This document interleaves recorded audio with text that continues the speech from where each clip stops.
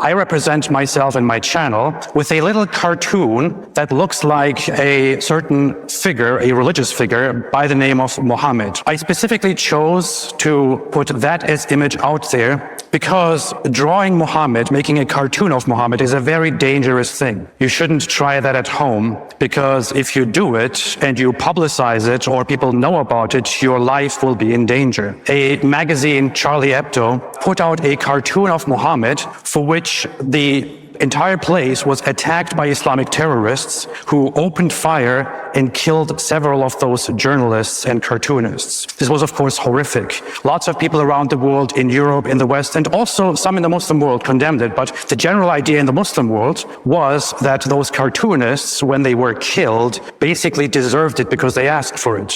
We don't have the freedom in an Islamic environment to mock or to critically speak of the Islamic beliefs and of the Prophet, the so-called Prophet Muhammad, despite the fact that this so-called Prophet Muhammad was a warlord and a pedophile, but he is also considered the perfect moral conduct for Muslims all around the world. I was raised in an Islamic environment. I was raised in a religious Muslim family, and I am what you would call an ex-Muslim. I was raised with animosity, with hostility toward the West. I was raised as an enemy of the United States of America. America has given me the ability, the freedom to be free and to say whatever I want, to do whatever I want, to be free, to speak freely. Charlie Kirk recently said something for which he got in huge trouble. He said Islam is incompatible with the West. He also said Islam does not belong in the West. It has no place in the West. But unfortunately, it is rapidly growing in the West. I can tell you, as an ex-Muslim, as somebody who has left Islam,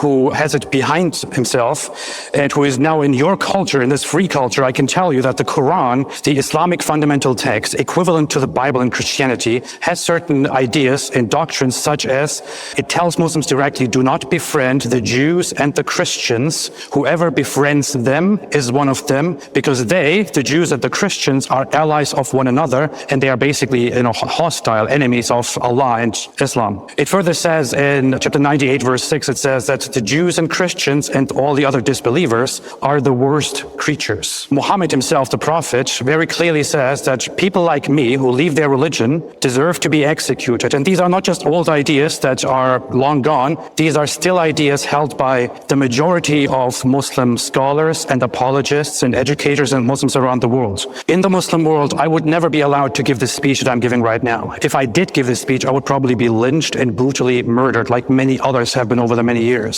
Learn about Islam. Learn that it's not simply a religion, it's a political system.